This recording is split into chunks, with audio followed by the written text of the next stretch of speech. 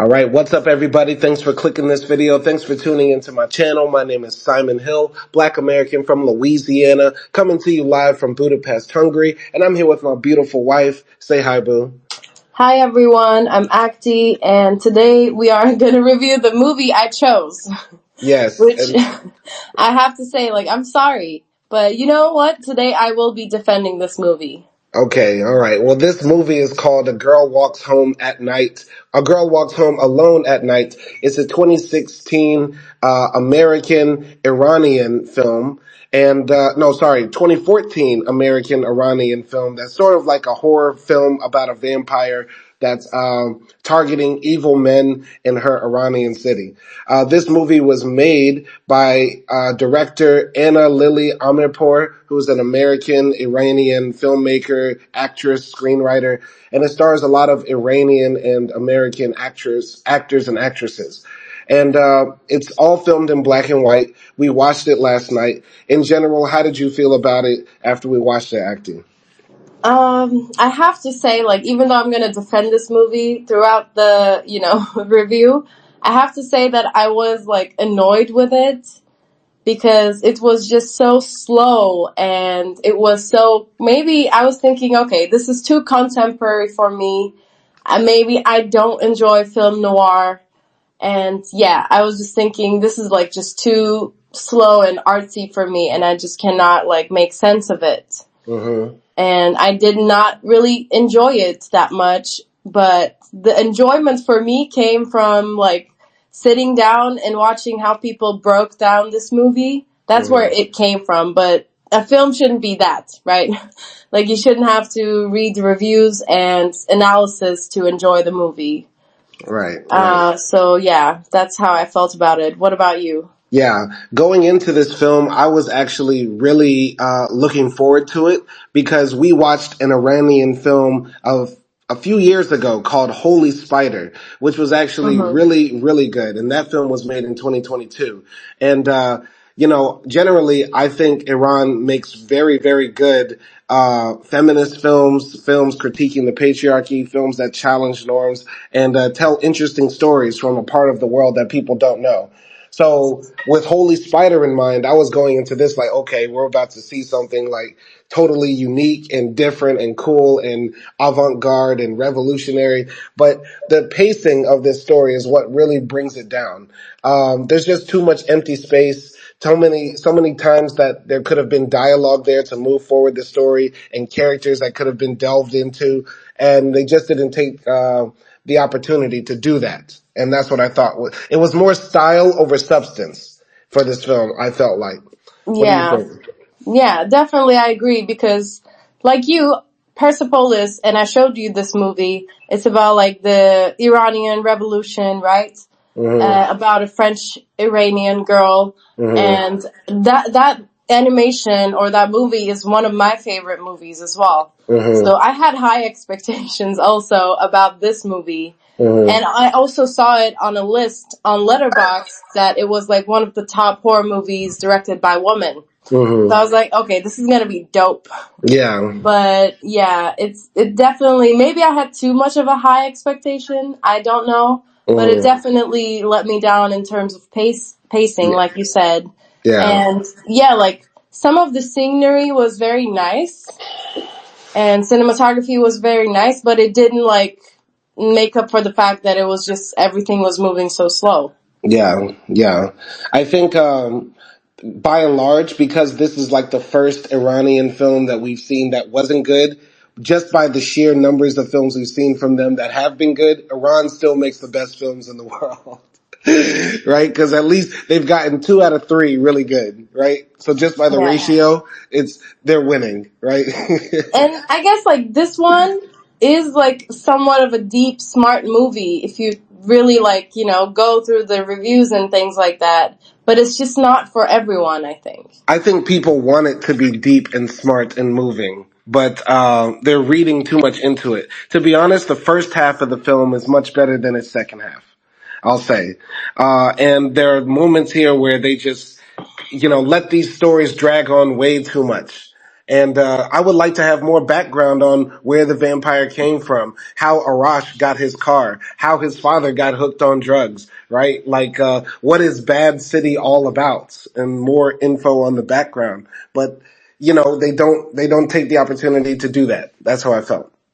Yeah, I mean, from what I read, most people said they liked the fact that, the audience wasn't given any information and it was just about like that moment, that Mm-hmm. movement, that music, that emotion that the Mm-hmm. actors were portraying to the screen. Right, right. And while I get that, the thing is, like, I love the idea of a vampire girl who's skating Mm-hmm. and who's also wearing a hijab and hunting down like bad men. I Mm-hmm. love that idea, and I especially love it like it's Iranian, Mm-hmm. because vampires is usually like very Western, right? Very Mm-hmm. America. Mm-hmm. So yeah, I wish, like, I don't know. I wish, I guess, there was like more done with that idea Mm-hmm. to like really take it to life. And Yeah. maybe I just don't get what they did here. Yeah, yeah. Did you know that they filmed this movie in California? No, No? I didn't. Kind of makes sense. Like, this is like, I think, the first Iranian film we've seen that wasn't made in the country, possibly, right? Because Hmm. Holy Spider definitely was made in Iran, and Yeah. Persepolis was animated, but I feel like that came from a more genuine place. This is like imposing Americana on Iran to like the ultimate degree, you know? Is this like the Iranian Mustang? I don't know. I'm not Iranian, so I can't say that. But like you said, I think it's a great concept. It's a really great concept. And let's just briefly go through the story and different parts of it to talk about it. And then we're going to jump into that review that you posted, and we'll probably read from that too. So Okay. let's talk about it. So basically, this film opens up with this guy who looks like the Iranian James Dean. He's stealing a cat and he brings it back home. He hops in his car, which is a very nice, like 1950s convertible drop top Ford something. And some little kid asks, "Oh, Arash, can you give me a ride?" And he's like, "No, fuck you. Let me have your car, Arash." And he says, "No, eat my dick." And he says, "How long do you think I worked for this car? 2,190 something days or whatever." Arash drives home and his father is like putting heroin in between his toes and getting really high. And Arash is there to greet his father with the cat. But then this drug dealer comes in. This drug dealer who has like a tattoo on the side of his face and all sorts of like tattoos all over his body. And he basically takes Arash's car for the money that his father owes him for all the drugs he's used. And he drives off. Arash is really mad. He punches a brick wall and goes inside and put ice on his wounds. Any comments about like those opening scenes? Yeah. First of all, I didn't know this movie was black and white. Mm-hmm. And while it did not disturb me that it was black and white, maybe I would have wished it was colored, because I wanted to see like the scenery of Iran, or well, it wasn't Iran now that we know. But yeah, I guess I wanted to see that, but it didn't bother me at all. Mm-hmm. Still, but in the beginning, I was in the story because the characters were interesting, Mm-hmm. right? Like you have this guy who's dealing with a druggy father, and Mm-hmm. the other guy who took the car with like tattoos all over his body. He, like, Mm-hmm. those were interesting characters, and I was like, okay, like, I think this might be fun. Yeah. This might be interesting. It doesn't seem like a typical movie. Yeah. In the beginning, do you think Arash stole that cat? Because I think he did, and I think there's some significance there. But what do you think? Well, coming from Turkey that has cats and dogs all over, Uh-huh. if someone took a cat from the street, you would say like they owned that cat. They didn't steal it, Okay. because there's just like a lot going around, and I think that's what Arash did. I think he broke into somebody's house because he didn't like see the cat outside. He like was like piercing, looking into a fence, and then he entered the fence and snuck back out. So I think he stole it. But like, why would you sneak into someone's backyard, let's say, to steal their cat? I don't know. I don't know. I don't know. That's not explained in the story, but I think it goes to show, like, in the film, Arash is sort of like the good guy, but he even has a bad side as well. And I don't know if the film was trying to say, oh, he's like a good bad boy. You know what I mean? He stole a cat, but he's not, gonna steal your pussy, if I that think makes sense. he wouldn't. I think he would be a bad good boy. A bad good boy? Yeah, and also like I think one of the main characters in the story is the bad city, because this city is like not conventional, Yeah. and it's like weird. It's empty. Like it's a Hmm. ghost town, right? But it's also Yeah. like I don't know. Everyone seems somewhat evil in this city. Yeah. I think this takes place in like some, like, how can I say this, fantasy world to some degree, because, this looks American. Like when I'm looking at it, like the cars and the streets and the roads and all that stuff, there's a point in this film where the characters meet in like suburbia. Like I'm like, I know in Iran they do not have manicured lawns and white picket fences. You know what I mean? Yeah, that definitely felt weird. Yeah. But So, if you go, think about it, sorry, but also it felt weird for the character as well. uh-huh. So Yeah. maybe that's saying something. Yeah. But either way, I thought it was interesting. The drug dealer character. He was just cool to me. I liked his demeanor on screen. He really did seem scary and embody all of that sort of stuff that he was supposed to be. And I liked how he projected himself on screen. He was a unique character. I wish they did more with him because he sort of disappears too soon. But what do you think?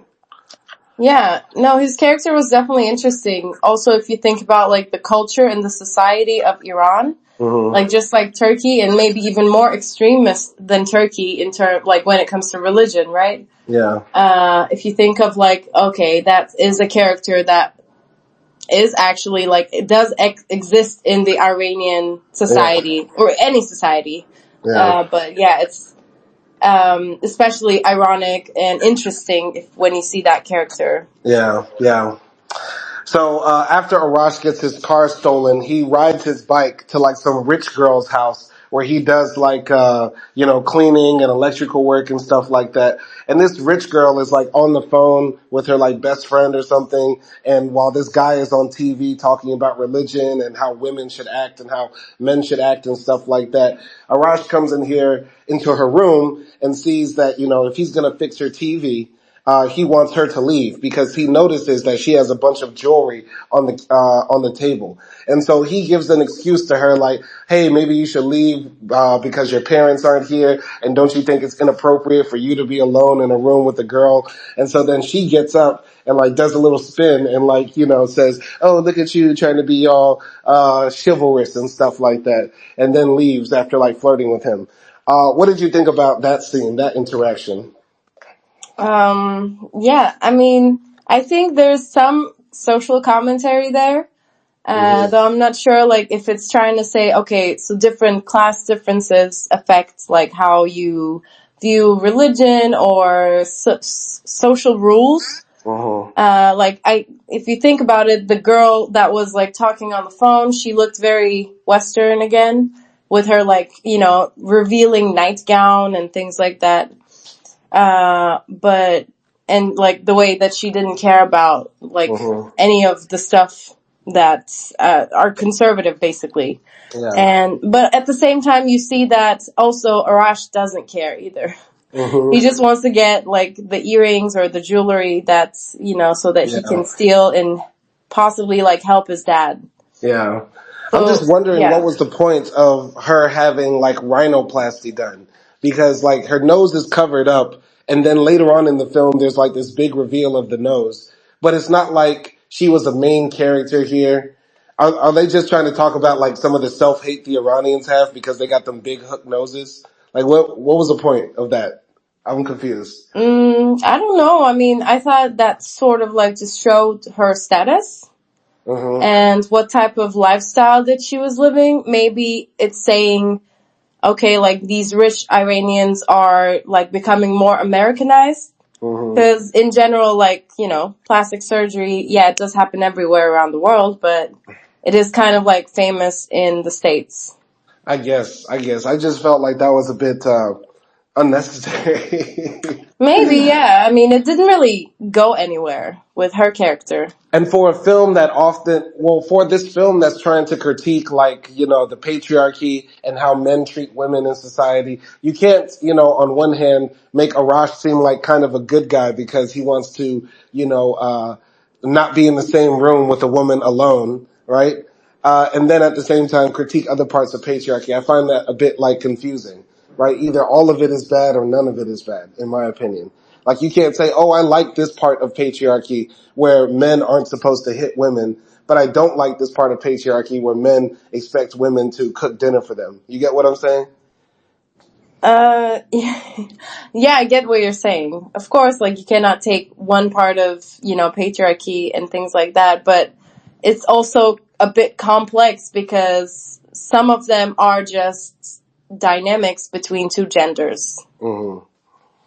But there shouldn't be taken advantage of those dynamics, if that makes sense. Yeah. I felt like the movie was taking advantage of those dynamics though, by saying, oh, Arash is kind of a good guy by doing that, because the girl acquiesces. She doesn't fight against Arash by saying, that's sexist, I'm gonna stay in my room. You can't kick me out of my own room because it's inappropriate. You know what I mean?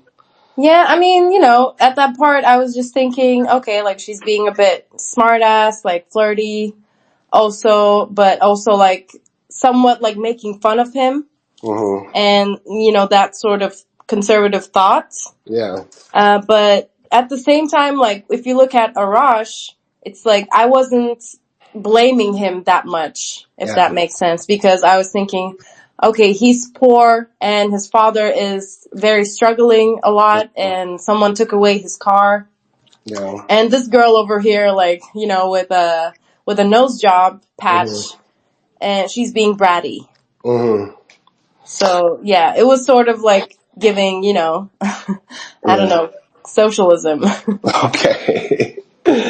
Moving forward. The pimp is rolling around in Arash's car and he pulls up on one of his hoes. The hoe gets into the car and she hands the pimp the money, and the pimp is like, I'm taking all this. And she's like, no, give me some. And he's like, shut up. And then she starts sucking his penis. And so he looks behind in the car and notices there's like this womanly figure in the background covered in shadows and stuff. So he's like all scared. He gets out of the car, pulls the prostitute out and says, you ain't getting no money, bitch. And you better, get back on the track and shit like that.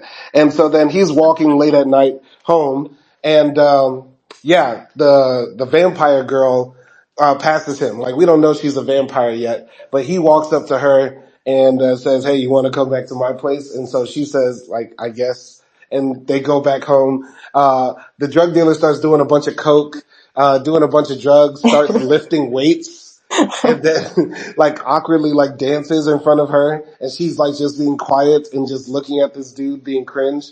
And then she puts his finger in her mouth and then bites it off, and he starts screaming, and then she like pulls out her fangs and like starts eating his body and stuff like that. What did you think about those scenes and anything else in between that I might have missed? Um, yeah, I don't think you missed anything, but going to that scene with the prostitute in the car, obviously like that shows, the brutal side of this type of life, especially from like the perspective of the prostitute, because, she's basically having sex for free. Mm-hmm. And, and actually before watching this movie, we were having like a whole discussion about should prostitution be legal and things like that. Yeah. So I was thinking about all those things a little bit. And right now, my sort of idea is that no, prostitution shouldn't be legal, which is sort of a big debate. We should probably do a live with Akdi about that to Yeah. talk about it. But that's where I'm landing right now. But go ahead. Okay. Well, I'm not gonna, dwell on that now. But that's what I was just thinking. I was feeling bad for, the prostitute. I think her name is Akdi. Mm-hmm. And when like that figure showed up and the guy got scared, it was like, oh, like it's starting now. Because Mm-hmm. I was a bit like freaked out, right? Mm-hmm. Mm-hmm. And when they went into the house, that scene was definitely funny. Mm-hmm. And one thing about like the vampire girl, that she doesn't talk a lot. Mm-hmm. Like, I don't know. I think throughout the whole movie, she said like maybe 15 or 20 lines. So yeah, like she literally says nothing to this pimp guy. And then like he invites her home, and I was sort of like, I didn't feel bad for the pimp guy because he's been a bad character throughout the movie so far. And then also like, that critique that men always do for women, saying, oh, why did you go there? Like, why were you out so late at night? Why did you go to his house? And all these sorts of things. Why did you drink? So, like, now I feel like saying that to him. Yeah. Like, why did you invite a girl that you didn't know, that didn't say anything, and then now you get killed? Yeah.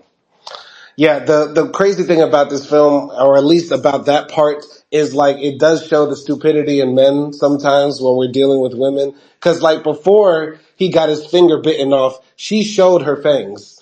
And so the fangs pop out and he says, whoa, that's hot. Sexy. That's sexy. And then he puts his finger in it. It's like a lot of sometimes dudes, we be seeing some bad bitches, you know what I mean? And like, damn, I know this bitch crazy, but I'm still gonna fuck. Like,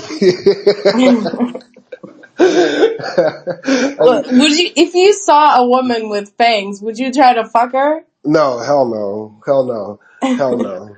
Not after this movie, I Not guess. not just for the idea of thinking like vampires aren't real. It's the fact that she would even put fangs in her body, or like even artificial ones in there to like role play that. That's too much for me. That's too freaky. I was actually referring to like a real vampire. Oh well, if there's If they were real. if there's a real vampire, no. Okay. Speaking of that, we should probably watch this movie where Aaliyah plays a vampire. It's really cool. I think you would find that film interesting. Okay. I think it's called Queen of the Damned or something like that. It was one of Aaliyah's last movies.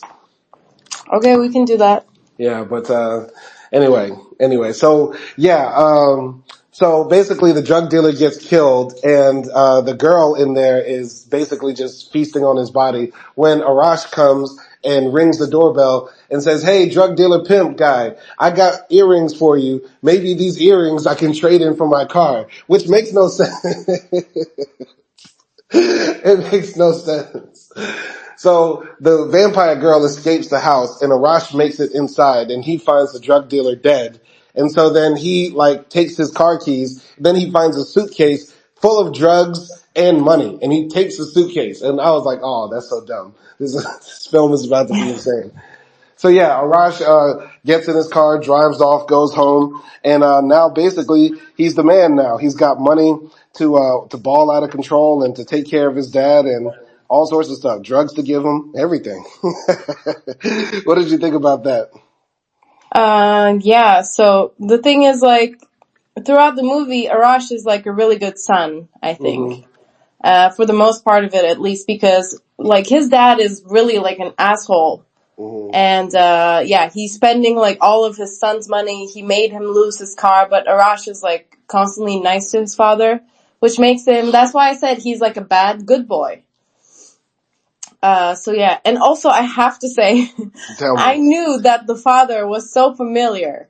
And now I know, seeing the Google picture of him, his name is Marshall Manesh. And he played the Indian taxi driver in How I Met Your Mother. Wow. Do you think it's kind of disrespectful or racist that Hollywood casts like Middle Easterners as like sometimes Indians, sometimes Arabs, sometimes Turks, sometimes Iranians? You know what I mean? Do you find that annoying as a Middle Eastern person yourself? Yeah. I mean, he's Iranian now that I see it, but I think in How I Met Your Mother, he was sort of like, he had an Indian accent. I don't know. Like, they never really say where he's from, but I think he was Indian. Right, because in the American mind, it's like all of y'all are like just Afghanistan. Like, like all of y'all are Pakistani. Wow, yeah. It's so disrespectful. Hollywood be doing the most with Middle Eastern people. It's either, if you're a Middle Eastern woman in a Hollywood film, you're either covered up in a hijab or you're like a belly dancer. Like, there's no in between. Like, yeah, it's kind of annoying. Very annoying, actually. Yeah, but essentially now Arash starts dealing drugs in the city, and he's driving around in his car, and also at the same time there's this other prostitute who is outside, and one of her Johns is like trying to get back with her, but she doesn't. But the guy doesn't have any money, so he's like bothering her, and so the Dracula girl, the vampire, is like stalking this man. And there was actually a really interesting, cool scene where she's like mimicking his moves and stuff like that. And I like this part of the film, like when you're like, okay, who is the vampire gonna attack next? But she doesn't end up killing the old man from what I remember, right? Yeah, she doesn't kill him. No, but there is the next following scene when she stalks like this young boy, the young boy that's watching Arash and all the other characters in Bad City. The vampire comes up to him and threatens to eat him, and she asks him like 3 times, "Are you a good boy?" And he says no, and then she like scares the shit out of him and scared the shit out of me too. Because low key, they do a good job in this film of making the vampire like terrifying, like with the voice and the fangs and the movements. And because it's all in black and white and she's wearing like a black niqab or whatever, it makes it hella terrifying. You know what I mean? So there was that point where she was like, "I will gouge your eyes out and crush your skull." And I'm like, "Oh shit, bitch. You are really terrifying." And she says, "You'll be a good boy, right?" And she says, "Yes." And she says, "I'll watch you for the rest of your life. Now go." And he like runs away for his life, pissing himself. What did you think about any of those scenes? Yeah, from that point on, that little boy is not gonna do anything. Never. He's He's, gay now. He's yeah, yeah, he's like not even gonna spit on the ground. yeah. But yeah, I think there kind of showed us her motive. Like, Mhm. yeah, in the beginning, she kills the pimp, right?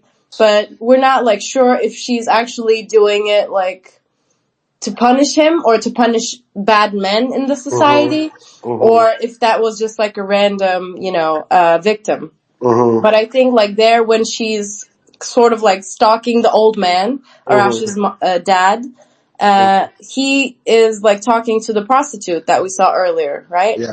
Yeah. And he's sort of bothering her. Mhm. And I think that's why maybe like she goes up to him and sort of fucks with him.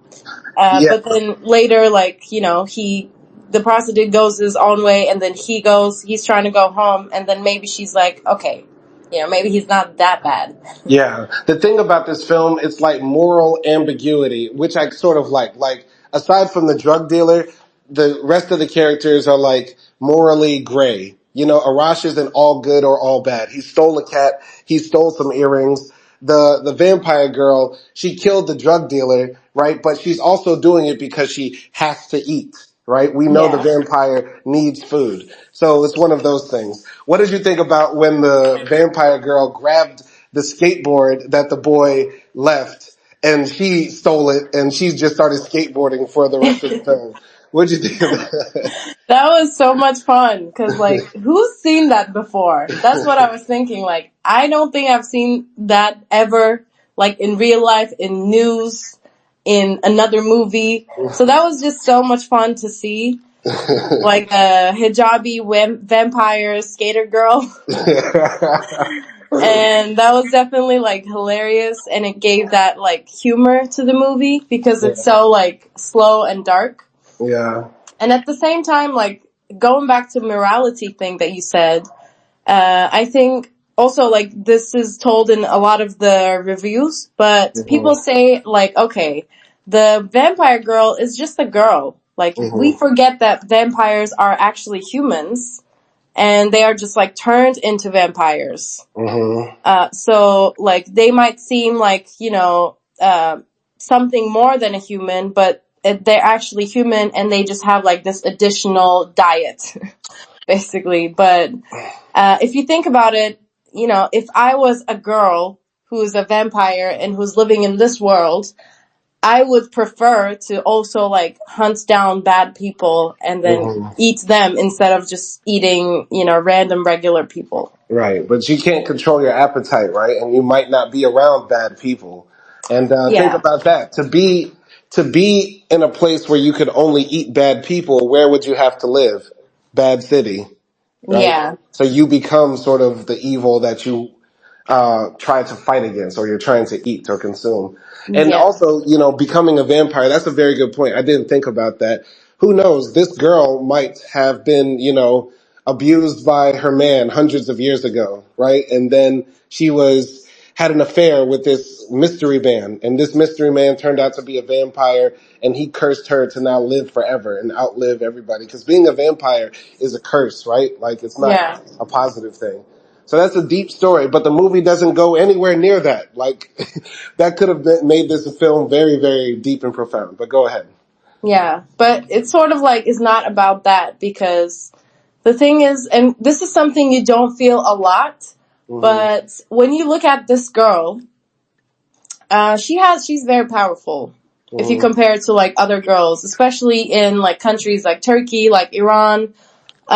So it's like, she can do whatever the hell she wants in any time of the day. She can go anywhere because she's a vampire. And she can basically kill anyone.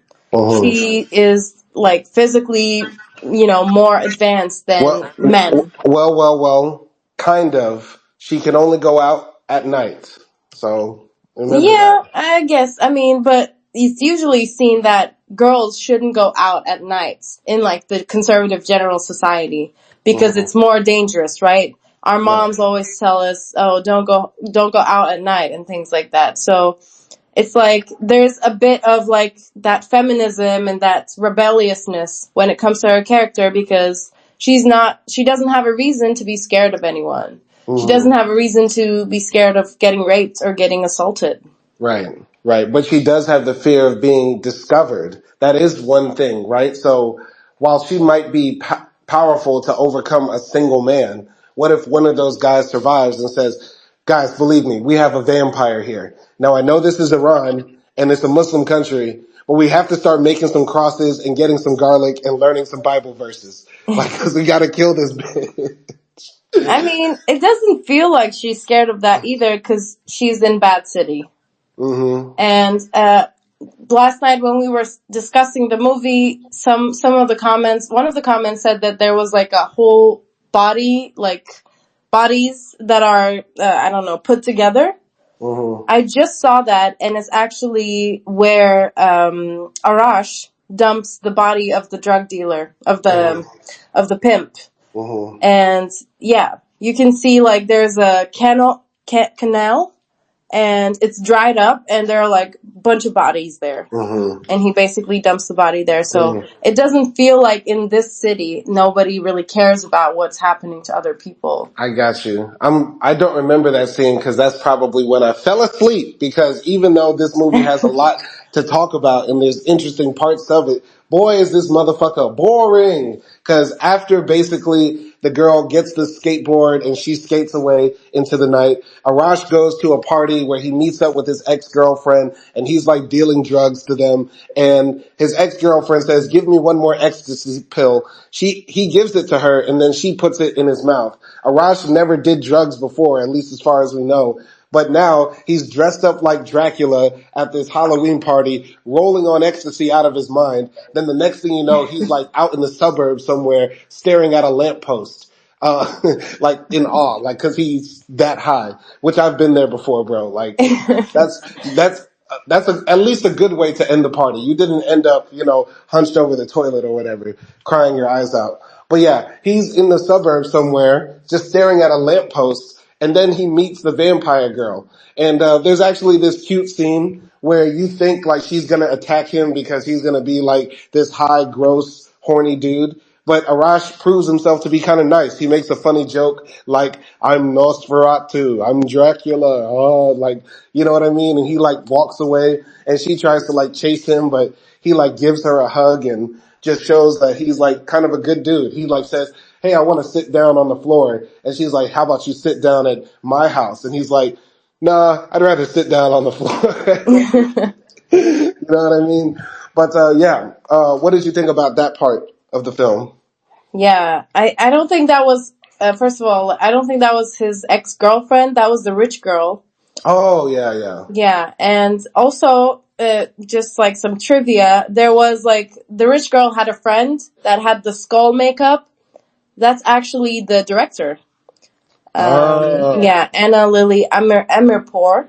That's her, but yeah, she just makes a cameo basically. But yeah, like the fact that he's trying to like sell drugs because he has them, right? And he's just trying to make money off of his drug dealers, bag basically. It sort of felt sad, and that also like he was sort of peer pressured to take drugs, and I guess he was trying to like get on with this girl, that was rich and sort of like made a move at him before as well, like from what we've seen.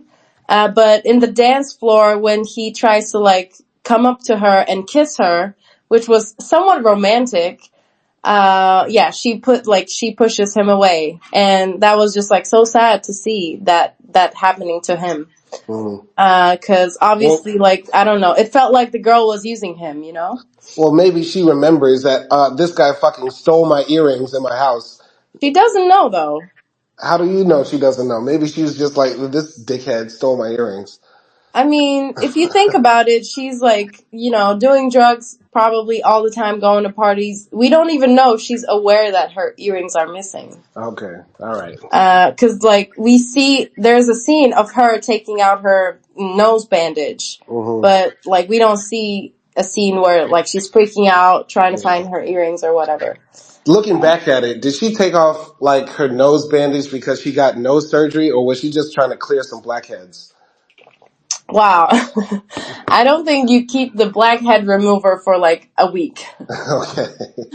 I don't know. Maybe the Iranians got deep pores. Wow. Anyway, but like when they meet, when the two characters meet, the vampire and Arash, it's not the first time they met, but they don't remember each other. And also he's high out of his mind. When did they meet before? When the vampire girl was leaving the pimp's house. Oh yeah, they did run into each other. Like he stared her down. Yeah. But I also wasn't sure. I thought the girl remembered, but he probably didn't remember. And that's why I thought maybe, okay, she might attack him because he was possibly going into a pimp's house, But yeah, like he was so cute, just like high and silly and stupid.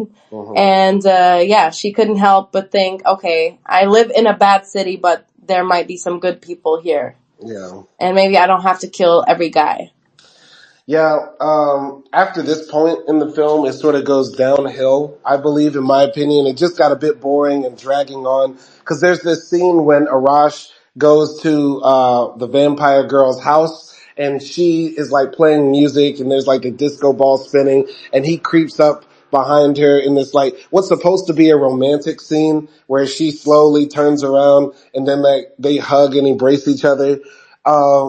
There's that moment after that. It's just like, okay. Like, can we develop more in the story? Can we build more tension? I guess the underlying tension in this film is like, okay, will the vampire girl eat Arash? Will Arash make a mistake? Will he say something stupid or be a guy and try to, I don't know, put fingers in her or something? I don't know. And then she'll just like tear his neck off. But, it doesn't feel like there's any tension. You know what I mean? Because the drug dealer is dead. The only villain here is the vampire girl and Arash's libido. You know what I mean? Go ahead. Yeah. No, it's definitely was very frustrating for me as well. Like, and if you remember, I was saying like, come on. Because like that whole turning scene there in the house, it literally like takes the girl to turn around to Arash like good 5 minutes. And after this point in the movie, I felt like every other scene was slow-mo. Yeah. And it's just so frustrating. Yeah, like I understand the effect of slow-mo. Yeah, it's supposed to dramatize the events, and maybe you notice like different things about the emotions or the scenery, but it's just like it was too much for me. Yeah. So And once yeah, I again, agree. the only threat in this film, what makes a movie interesting or moves the story forward, is some threat or some villain or some object of force that can take away from the hero's journey. And in this case, it's only the vampire's hunger, which does happen because later on in the film, the vampire kills Arash's dad. And now Arash is sort of like lost and confused in the world, and he runs away with the vampire girl at the end of the film. And maybe at the end he realizes that she killed him, but then he doesn't care. Right? And then the film just Yeah. ends. And Yeah. in between all of that happening, the vampire girl like gives the jewelry and money back to the prostitute that was the number one hooker for the pimp that died, right? And yeah, the vampire girl is also like attacking random homeless people in the street and eating them. And there's also this scene of like this what looks like a trans man playing with a balloon and stuff. Like the movie doesn't have any tension that moves it forward. And I think what would have made it interesting is like, okay, the drug dealer dies, and then like the big drug dealer bosses come and find the drug dealer is dead. So they trying to find out who the killer is, and they believe that the killer is Arash, right? And now they're trying to hunt down Arash, and trying to take him out. You get what I'm saying? I thought that would have been a more interesting story, having a bigger villain other than just a vampire. But what do you think? The thing is, like, I'm not really like trying to change the story. I like the things that happen in the movie, but I wish they were executed differently, maybe with more dialogue. But I don't know, like, when I look at the comments, everyone is saying, "Oh, the vampire girl doesn't talk a lot," which tells a lot. No, that's so And annoying. I hate when people say her not saying anything says volumes. Like, shut the fuck yeah, up. and also like there were a lot of comments where basically Arash asks the vampire girl for a date, and like he puts on her door like meet me at the I don't know somewhere at 9 or something, Yeah. and like she goes and then he gets her a burger, Mhm. and everyone is like saying who knew that this was my ideal date. Like Arash getting me a burger and then piercing my ears and giving me the earrings that he stole and like playing some, grungy American pop songs from the back. And everyone like just loved this scene. And I liked it too because there was dialogue at least. Okay, is Arash a smash? Yep. Okay, Yeah. why? Yeah. Why? Because he's an Iranian James Dean. What more do you need? Okay.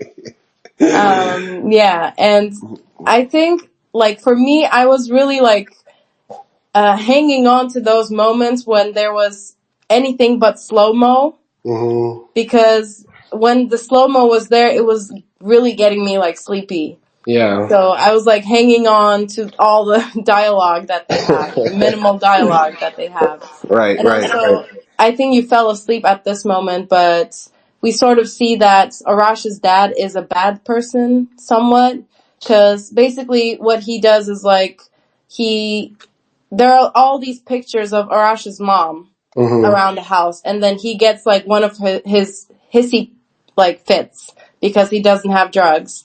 And he smashes all of the pictures down, and then he also is blaming the cat, saying, "You're my wife." You have my wife's eyes and things like that. And then Arash gets angry that he did that to his mom's pictures. So he gives him all the drugs. And he says, like, here's your drugs. Get out and don't come back if that's what you want. And of course he takes the drugs. And Arash also says, take the cat as well. Yeah, so he goes out and he meets that prostitute that we saw in the movie. And he basically forces the prostitute to take the drugs. He injects a needle on her, and he constantly says, like, we're gonna have a good time, we're gonna have a good time. Like, he's high out of his mind. And that's when we see, like, the vampire girl coming in and killing him. Oh, wow. To Okay. basically, like, save the prostitute, but also, like, knowing what he's done, I guess. Yeah. So we know that, like, the reason why the vampire girl killed him was out of, like, somewhat of moral justice, I guess. Yeah, killing drug addicts because they're out of their minds. Yes, okay. No, of course not. Like, the solution is not killing, but once again, like, you're a vampire in a regular old world, and you have to eat. So, like, the best thing to do, I guess, is to kill bad people. Just a vampire girl. Yeah. Living in an evil world. Yeah, and like I don't know, I did like the scene where Arash realizes that she killed his dad, because basically he goes to her house and he says, "Let's run away together," Hmm.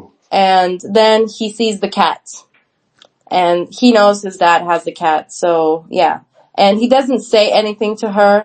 Hmm. And while they're driving at night, I like that scenery a lot because there was like the scene of them in the car and the cat is in the middle Hmm. and the cat is just like looking like, what the fuck? Hmm. And yeah, but he doesn't say anything to her and he sort of like comes to consensus on his own, Hmm. thinking probably my dad did something bad, Hmm. you know, knowing his dad. But I wish there was some confrontation there, like some Yeah, but what dialogue. confrontation can he have with a woman who could rip out his tongue and put it in his ass? Well, he could because it's the thing is like she loves him. Does she love him? I think I that's. think so because like Mm. they share the same music taste. They share the same like music taste, like Depeche Mode. Okay. Uh, yeah, I think maybe she might love him. I think Arash is looking for somebody that could kind of protect him. I guess maybe he accepts that his father got killed by this girl or somehow disappeared because she now entered his life because he just was looking for a way to get out of this situation, to get out of Bad City. Mhm. Mm. Yeah. And Yeah. also like there was that conversation where, Arash is telling her like to be with him or something, and then the vampire girl says like, "You don't know me. I'm a bad person. Hmm. I do bad things and I did a lot of bad things." And then Yeah. he basically says like, "It doesn't matter." Yeah. So yeah, I think they do love each other. Right. Well, should we watch or should we read the review that you Uh, posted? yeah, we can read some parts of it if you want. No, it's not that long. Let's run through it. Okay, should I read it? Yeah, go ahead. Okay, so this was written by Zahra Khosrowshahi, and he's basically like this doctoral fellow at the University of Toronto, researching Iranian cinema and women's filmmaking. I think Zahra is a woman's name. Yeah, I said she. No, you said he. Well, maybe you heard it like that, or Okay. maybe I said it wrong, but it's a woman. Yes, All right. So Zahra is this a is woman. this was written for Foreign Policy magazine. An Iranian feminist vampire defangs the patriarchy. Blah. Yeah. Okay, so Ana Lily Amirpour's black and white vampire noir film, A Girl Walks Home Alone at Night, has garnered somewhat of a cult following. Set in the fictitious Iranian ghost town of Bad City, the film features a chador-wearing, skateboarding young female vampire known only as the Girl, who stalks the streets of the city at night preying on unsavory men. Once again, like I could see this film having a cult following because the scenery in it is so noir. It is something that you do not see often. We don't have a lot of films that uh, have that noir aesthetic and do it well, and Yeah. also tie in this, foreign culture of Iran and bring it to life. Yeah, definitely. And like, I do have to say, like, I appreciate the fact that this is such a different movie that I watched. Hmm. Like, I don't think I watched a movie with this sort of storyline or this, feeling to it before. Yeah, I feel like you feel this way about this film, how unique it is, the same way I feel about The Convert. I thought The Convert was like one of the most unique films we've seen this year Hmm. because of its story, and I feel like you feel this way about this one. Yeah. Like, I don't know. I'm developing like a love-hate relationship with this movie. Because I Okay. hate to watch it, but I love the themes. Yes, yes. Maybe if it was remade or if it had a sequel, it could be built on and be even better. Yeah, maybe. Okay, well, continuing. The girl, played by Sheila Vand, with her vampiric teeth and supernatural powers, subverts the image of a veiled woman as submissive, turning the victimhood suggested by the film's title on its head. This girl walks alone at night with no fear. She's the one to be feared, a fact the viewer learns along with her first victim. Mm. Yeah, I think so. Like, this is something I also said before. Yeah. It's like, she doesn't have the fears of a regular woman. Right. But it could be possible, right, that in our real life, there could be a woman who walks the streets at night and kills men who try to, sexually assault her or solicit her for prostitution. Sort of like a reverse, The Spider, right? Because in The Hmm. Spider, Holy Spider, pardon, that other Iranian film, there was a man out there who was soliciting prostitutes and then killing the prostitutes. But it could be reversed too. And I think there is a movie like that. I think it's called Monster. Like this woman who goes and kills men who seek prostitutes by Yeah. pretending to be a prostitute. I mean, we watched movies like that. There was one, I forgot the name, that was in like a university, Mm-hmm. and like frat boys raped a girl or something and they Yeah, were killing them. And yeah. then there's also I Spit in Your Grave. Oh yeah, yeah. I Spit in Your Grave. MFA, I think is the name of the other one. Hmm. Yeah. So So like, yeah, that's been done. But the thing is like, if you're just fighting off of like physical things, I guess, there's mhm, always a chance that you get beaten. that's true. But with her, it's like, it doesn't Yeah. have that opportunity. I'm surprised we've been talking about this film this long without making a Death by Temptation comparison. Which Yeah. I gotta keep it real. Death by Temptation is a much better film. Similar idea, but a much better story because it mixes some comedy. It has some allusions to religion, and the deaths are more. There's more killing and more hilarious deaths by the men who have sex with the succubus. I don't know. I'm looking. I know I trashed Death by Temptation to some degree, but comparing it to this, it's miles ahead. Yeah, if you were to ask me which one would you rather like see again, I'm saying Death by Temptation. Yeah. But yeah, I think they're like unique in their different ways. Yes. Though But a lot yeah, of I agree. similarities. Yeah, yeah, yeah. Hmm. Okay, continuing. Shortly before the girl appears in the scene, we watch two characters, Saeed, played by Dominic Raines, and Ati, played by Moshan Marno, in a car. Saeed represents the cliche pimp covered in tasteless tattoos, such as sex across his throat and Jakesh or pimp on his scalp. Ati is a prostitute who works for him, the victim of both Saeed and the patriarchal society of Bad City. Their encounters turns violent when Ati asks for her cut of the money she has earned. Saeed refuses to give it to her and instead violently drags her out of the car and throws her to the ground. The girl watches their encounter, lurking in the dark. Yeah. When I saw the sex tattoo on Saeed's neck, I was like, this is so tacky. But Saeed as a character could be interesting enough for a short film. Like just the life and times of Saeed the pimp in Bad City sounds like a pretty cool like graphic novel. Wow, yeah, kind of. And also, like, I didn't know what his scalp tattoo meant, but, Yeah. like, who would write pimp on his scalp? That's so bad.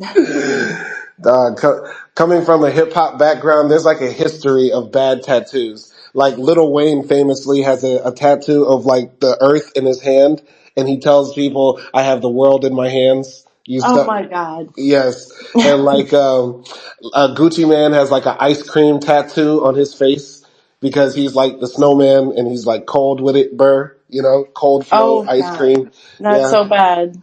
Drake has like an Aaliyah tattoo like on his arm, and then like a picture of Sade on like his back. So, Oh, so he's the ultimate fuckboy. he is Jakesh. Yeah, like, what the fuck? That's so bad. Yeah.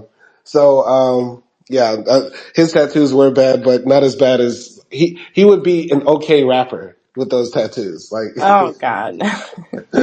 Well, at least you can't, like, you can't know the meaning of his scalp tattoo, which, like, gives him an advantage yeah, it just if looks he's in cool. America. Yeah, it just looks cool in Arabic. You can Yeah. tell anybody what it means. Yeah, Yeah.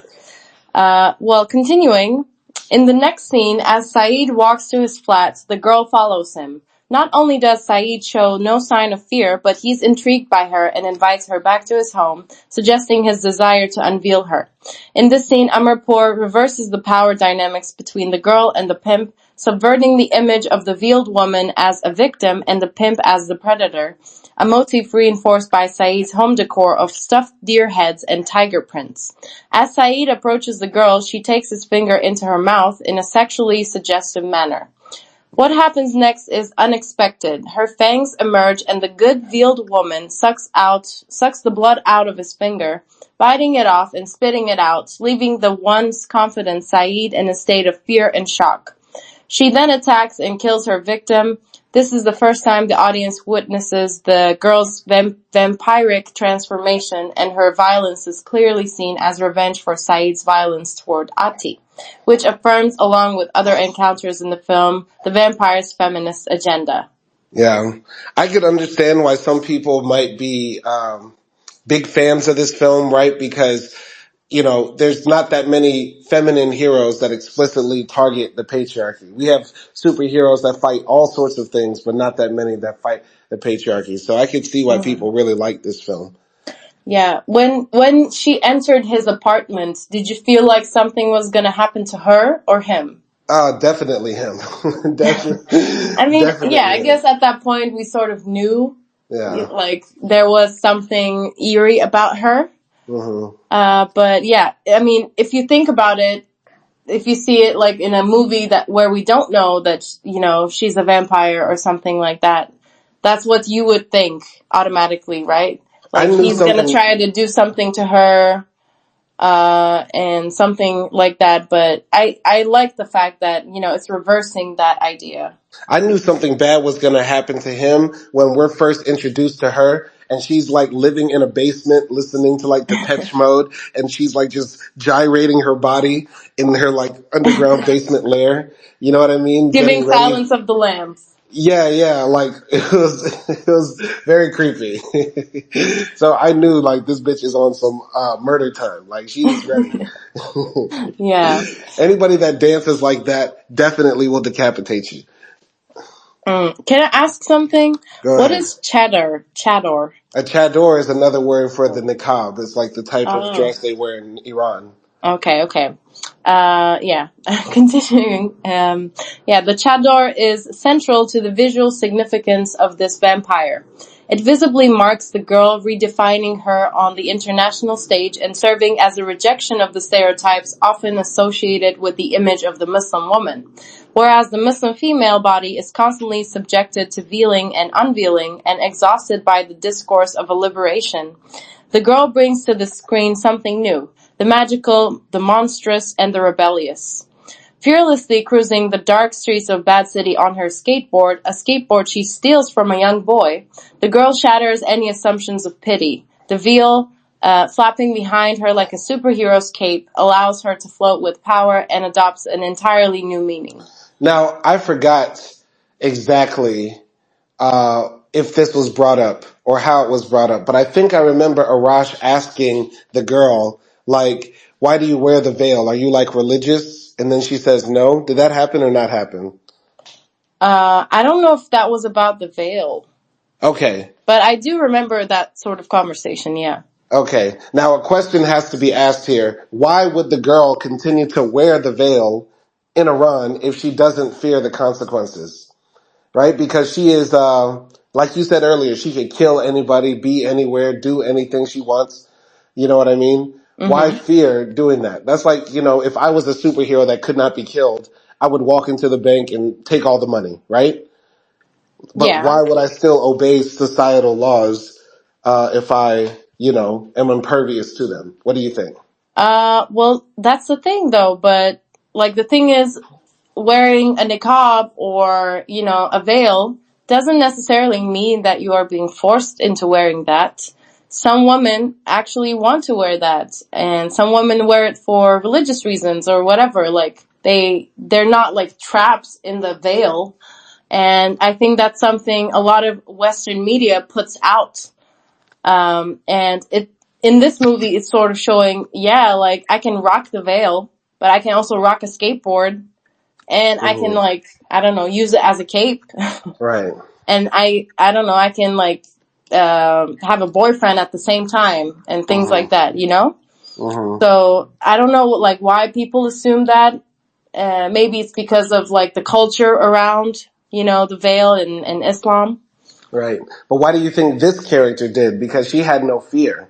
Or do you think, she really can be killed? Like, if enough people find out about her, there is a way to kill her. I do think it was part of her image, and also, like you said, like somewhat, you know, hiding herself. Yeah. Cause yeah, a niqab or like, you know, a chador is something that hides you or Mm-hmm. makes you like just regular, Mm-hmm. Mm-hmm. when you see like other women. But for example, I thought it was interesting when, the dad died, Arash's dad died, and there was like a woman with her niqab, Mm-hmm. standing in front of it, and her niqab was actually like colorful Mm-hmm. and white with patterns on it, Mm-hmm. you know?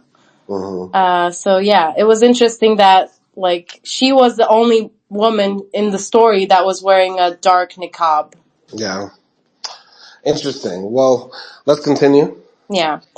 The film, without the constraints of censorship that normally govern Iranian cinema, challenges some of the Islamic Republic's ideals. In the context of post-revolutionary Iran, it is femininity and woman's sexuality that must be tamed and controlled. Veiling becomes the means through which this is attempted. But by her very nature, the girl can never endorse or promote such ideologies. She can never be controlled, tamed, or contained. The film turns the symbolism of the veil on its head by bringing to the screen a chador-wearing vampire with fangs and blood dripping down her mouth. She is at once bad, veiled, and sexual. The film also brings to its American and Western audience a different look at the veiled woman. The chador, as a culturally specific Iranian veil, is used to challenge Western assumptions of the role of woman in Muslim societies. The visual signifier of the chador interrupts the American and Western world of the film. In many ways, A Girl Walks Home Alone at Night feels like an American genre film. For instance, the opening sequence introduces us to the character of Arash, played by Arash Marandi, whose white t-shirt and jeans, sideburns, and vintage Ford Thunderbird evoke an explicit James Dean aesthetic. The film's American and Westernness is further established by the spaghetti Western musical score that plays underneath it all.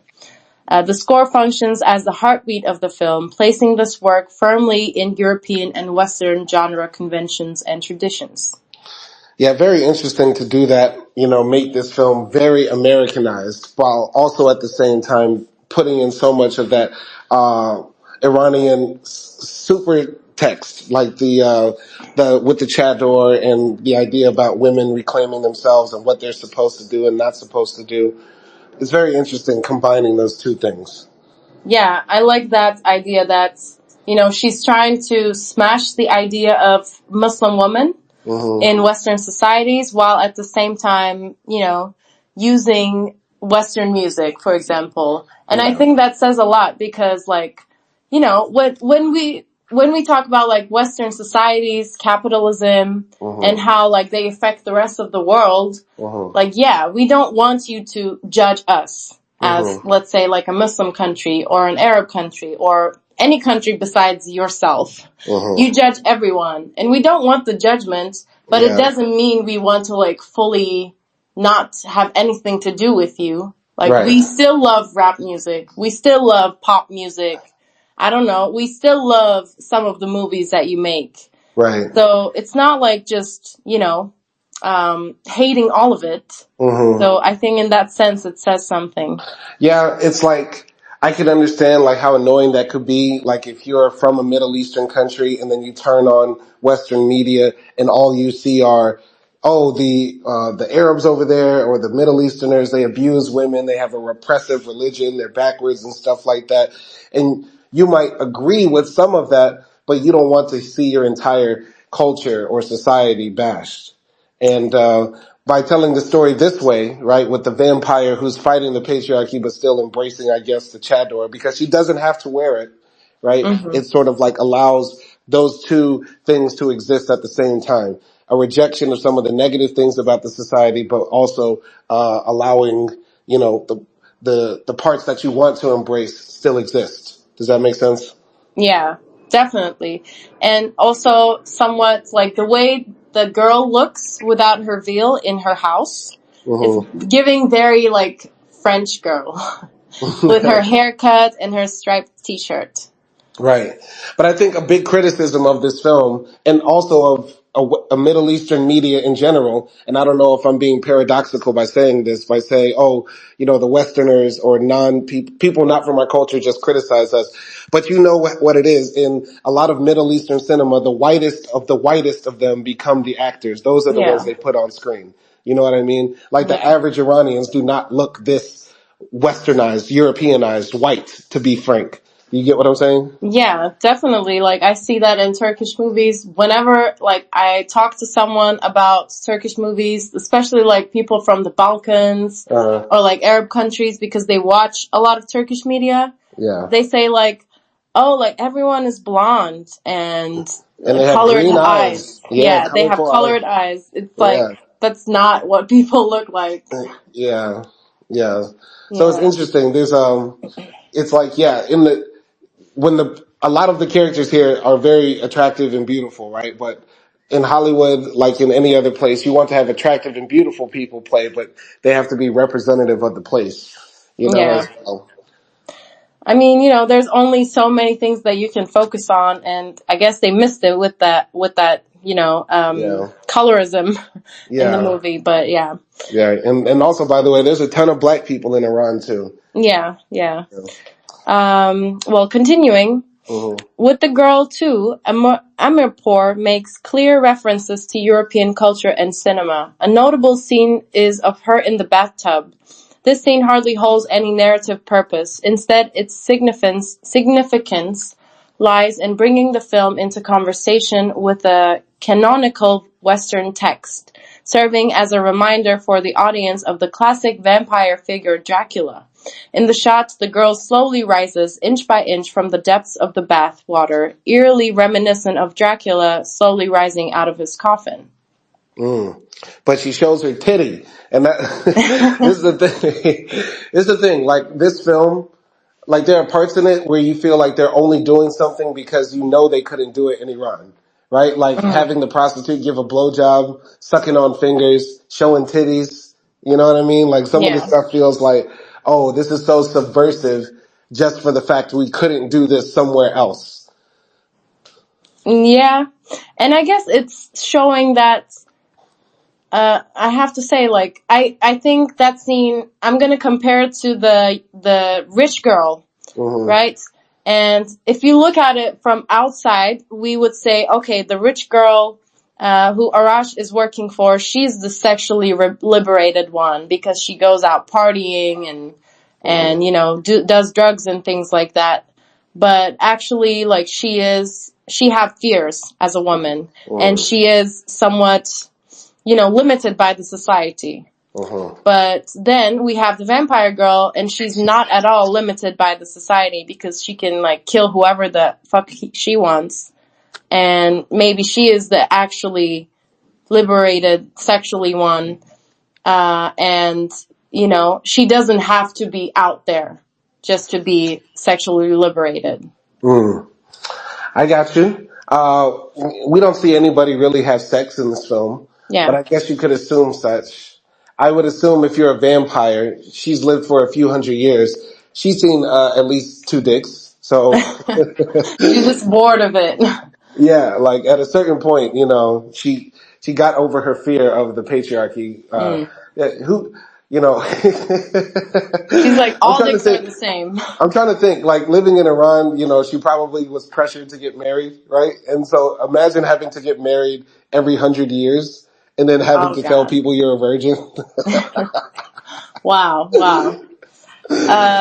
Yeah, that would be tough. Yeah. Hard to explain. But, Yeah. yeah, Okay. Well. I think the most interesting part of vampire stories is always their origin, right? And I feel like by depriving this girl of an origin story, whether through flashback or by word, it takes away a certain element to this film. You know what I mean? I mean, that would give, like, giving her background, maybe how she was turned into a vampire, would give us, like, her motive. But at the same time, she doesn't really need that background information to have a motive to kill bad men. Yeah. Because, yeah, you don't need to be alive that long to sort of see that some men are just really, really bad. Right. Or some people in general. Yeah. But yeah, going to the last part of the review. Through this brief scene, Amirpour simultaneously establishes a visual and thematic connection between Dracula and the girl and challenges Dracula's distinctly European identity. The director places the girl into this generically European world, but gives her her own visual codes, expressions, language, and mission. Hybridity sits at the heart of A Girl Walks Home Alone at Night. Just as the vampire figure occupies a liminal space between life and death, the film too exists in a liminal space. The Persian-language film set is set in Iran but shot in America. This sense of in-betweenness also manifests in the film's genre, which borrows from horror, spaghetti westerns, coming-of-age stories, and even hints of comedy. And it extends to the filmmaker's own diasporic identity as an Iranian American filmmaker. Amirpour's vampire, then, is the embodiment of a hybrid figure who exists somewhere between the cultural references of America and Iran, between life and death, always in between. Yeah, always in between, and that's why my final score for this film is a 5.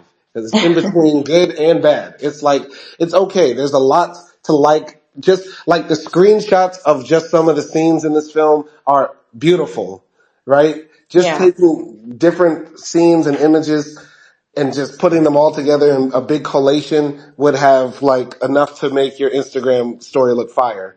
You know what I mean? Like, this is what we're watching this evening. Look at this fire ass movie. You know what I'm saying?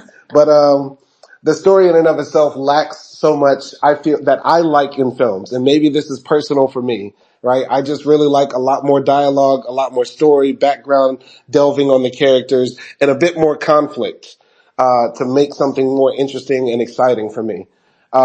Great plot or great topic, but poor execution. And Death by Temptation knocks us out of the park.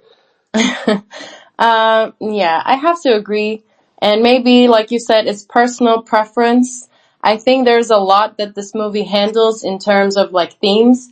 But for me, of course, themes are not always enough. I do have to enjoy the movie itself. And with this movie, I was like falling asleep. I was like really trying not to fall asleep. You know what this film reminded me of just right now? Mami Wata. You remember that one? I enjoyed Mami Wata more. Really? Yeah. Okay. Yeah, because I just needed more like dialogue and things like that, like you said. But I love the idea. So just for the sake of like the feminism in it and the ideas it deals with, I'm gonna give it a 6. But it definitely deserves less in terms of entertainment. Yeah. As a story, as something to talk about, as like a character that you really, really like, cause the girl as a character is cool. Skateboarding, vampire girl, like that's fire, right? But do more with her character. Just do a little bit more and make that story better. I think this movie deserves a sequel though. It's not so bad like I couldn't imagine there being like a part 2 of Arash living with this vampire girl. You know what I mean? Yeah. And him wondering why, like, she never gets older. No wrinkles? Yeah. And I just have to ask one last question about this movie. What did you think of, like, that queer character that we saw, like, 2 or 3 times in the movie? She didn't really have any lines, I think. But why was that there? Pointless. That's another thing. I really hate pointless shit in films. Like, once again, the point, I feel like in this film, they do a lot of stuff to say, hey, let's do this because we couldn't do this in Iran. Let's just put a chick in it and make her gay. Wow. Like, just do it. Just do it because we can't do this in Tehran. Go ahead. I don't think it was pointless because I do think, especially this is true for Turkey, I don't know about America, but a lot of like feminist organizations and feminist people in general support LGBTQ plus communities as well. So I think there was just like a shout out to the queer community here, sort of saying like, hey, like we didn't forget y'all, in that sense. Because yeah, for example, every year on Women's Day at 8th of March, we have a queer and feminist walk in Istanbul. Mm-hmm. So it's like together. So I feel like maybe it might be the same for Iran. Okay. Okay. All right. Yeah. That's it. I just didn't want it to like skip that part, but yeah. Okay. Yeah. All right. All right. Well, this has been episode 84 of Simon and Acting Movie Reviews. A Girl Walks Home at Night. And, yeah, everybody be careful about those vampires out there. Don't put your finger in anybody else's mouth. Skateboarding is good exercise. And, to all my Muslim ladies out there, wear the hijab, wear the chabad, wear the niqab if you want to. Don't let somebody make you do it. How about that? Is that good advice, Acti? Yeah, just wear whatever you want, girl. Yeah, Rock exactly. that thong or rock that niqab. That thong, the thong, thong, thong. Okay. All right, y'all be easy out there. Peace.